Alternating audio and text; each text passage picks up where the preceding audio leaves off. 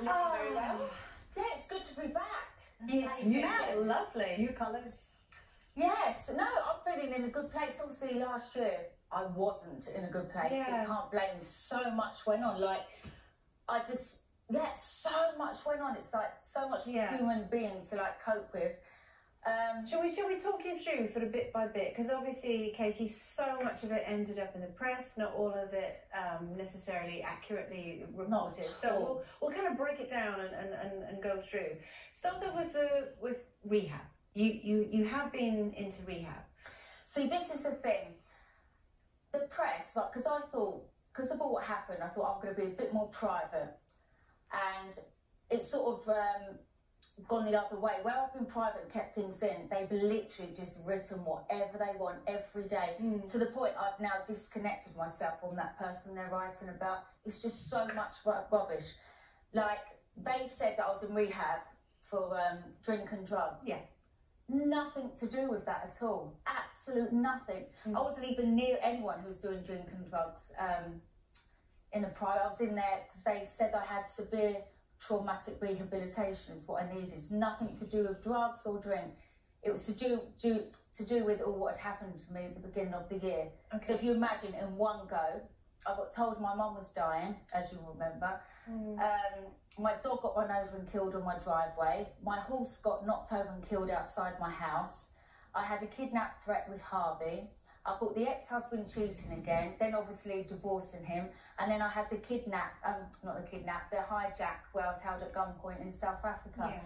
So if you imagine all of that, and then having to divorce, it was like, well, it was a nightmare. I just had nowhere to run. People were doing stories on me. So literally, I said to myself, no, I went to the doctor and said, look, I'm not myself.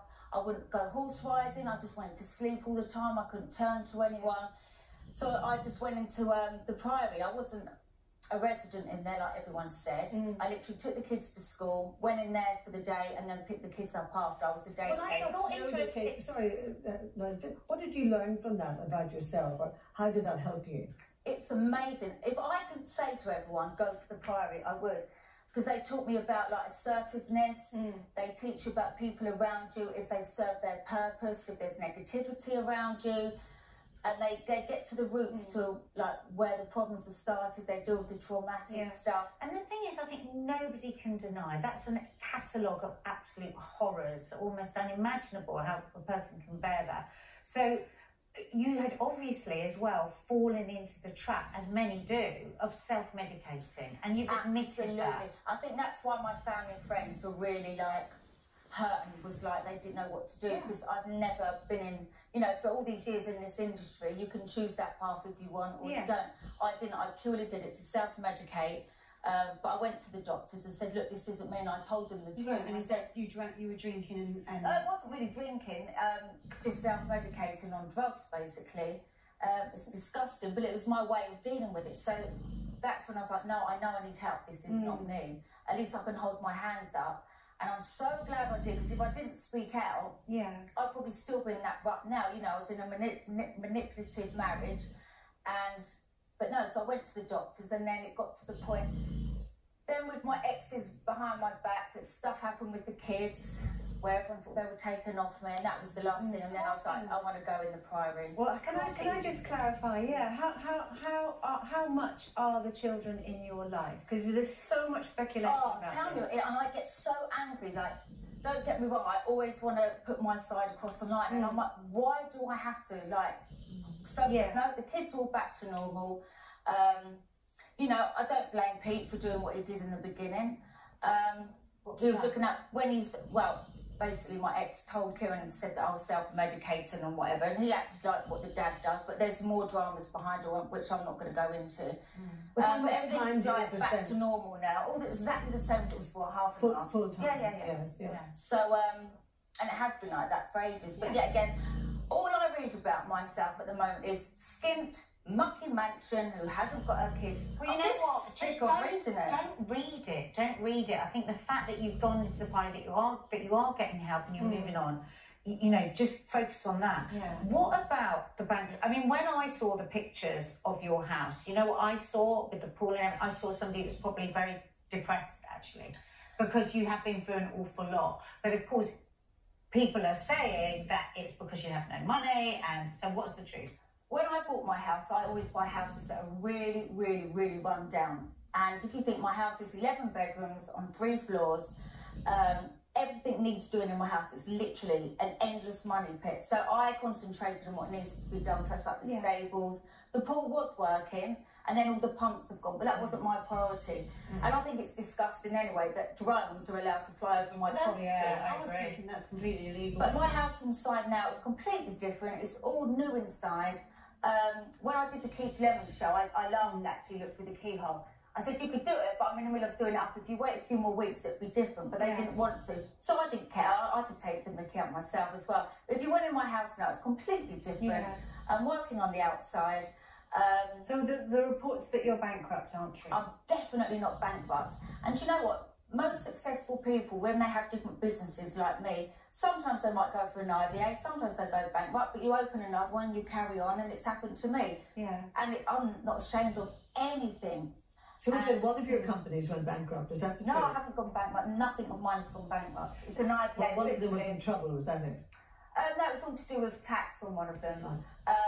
So it's not, you know, it is what it is. We're gonna talk about Harvey after the break, but can I just clarify as well that I love this clarifying because I've so wanted to do it myself. There's so in your much. own words on Do live it. TV, so there's no misconstruing anything. You put your car on a site to sell.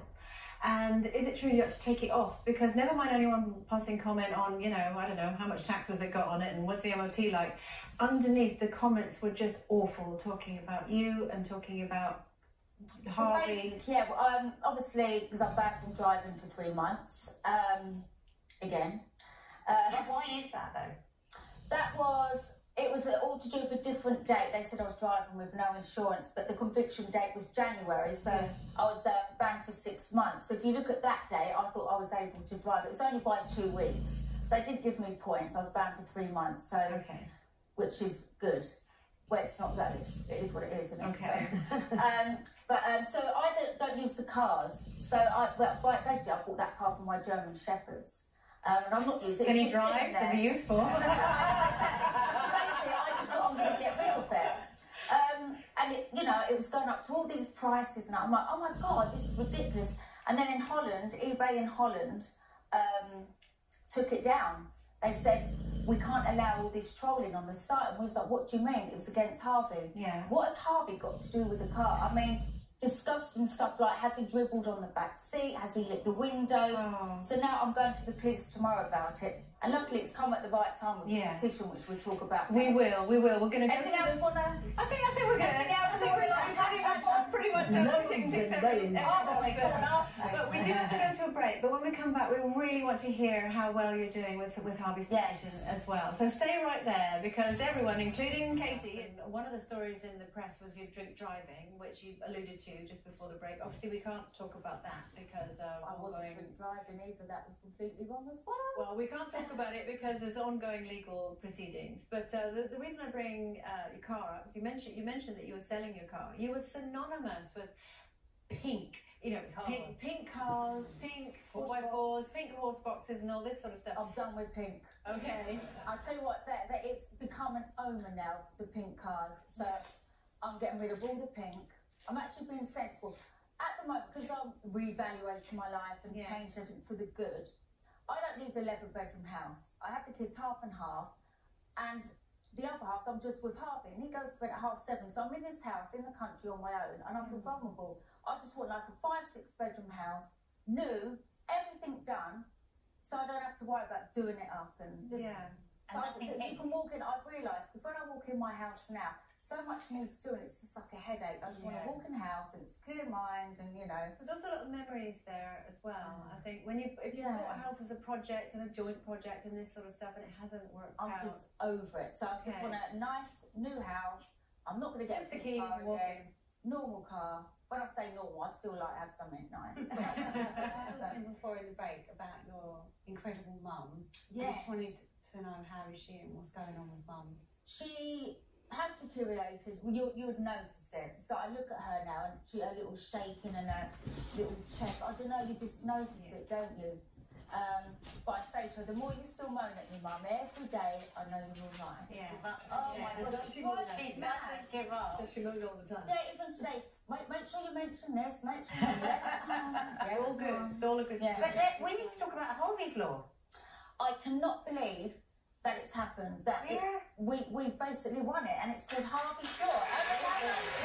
We were all talking earlier, and we 100% can believe this has happened, because Yeah. once you put your mind to something, your determination is just like... Well, this is the thing. I would say out of my whole career, 100%, this is the best thing I've ever done, achieved, and to make it a law that online abuse is now a criminal, well, will be a criminal offence, it's just amazing. And it just goes to show there's lots of people out there who do petitions, but it doesn't get that far. So just to think, like, a year ago, we started it, and now my mum's dream was, before she dies, she will make sure this happens. So one of your dreams has come true, Mum. She's over the moon. What would it mean to people? What would it mean to people that might be being trolled? What?